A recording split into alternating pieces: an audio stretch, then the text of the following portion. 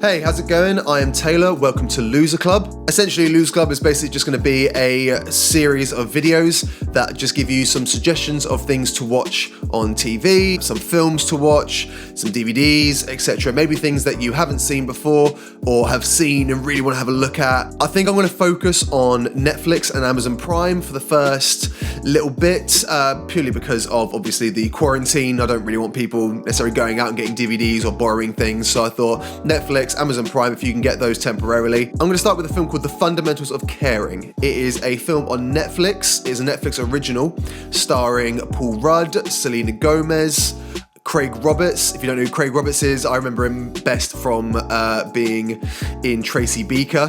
Who's got my Maroon 5 CD? It's gone missing. Basically, the whole point of the story is that Paul Rudd's character, Ben, is going through a bit of a hard time, and he decides that he wants to become a carer. So he goes into the caring world, and his first person that he cares for is a person called Trevor, who is played by Craig Roberts. He's got a thing called muscular dystrophy. He can't do anything for himself, so Ben is there to aid him. While he's there, he realizes that Trevor doesn't ever leave the house, ever. Never leaves the house, never does anything, but constantly watching the local news and writing down all these really wacky, ridiculous places that he wants to go to see. For example, the main point is they want to eventually go and visit the world's deepest pit. Paul Rudd's character Ben decides that, well, let's just do it. His mum's going away for a bit, so he decides to take him on a road trip. So they go on a road trip and they visit some of these ridiculous places along the way. They meet Selena Gomez's character hitchhiking and a couple other people also along the way. It is so funny. It's a film just kind of them doing their road trip and kind of going along, but at the same time, it is a really uplifting film. It is so funny. It is just a really enjoyable, nice, light-hearted film to watch, basically. So if you're looking for something nice and simple, I would go with that. The next thing I want to suggest is also on Netflix, and it's a series called Explained. If you haven't seen it, or you haven't seen anything about it, it is fantastic. It's essentially a documentary series, but it's not these really long, drawn-out documentaries. They're essentially 15, 20-minute episodes max, and there's loads of them. There's 2 series now, as well as several other kind of mini-series that go along with it as well, like The Mind Explained. It is so fascinating, and the way they do it is so unique, it's so quick, but in a way that it explains it really well. And they have these topics that you wouldn't normally think about watching, but they do it brilliantly.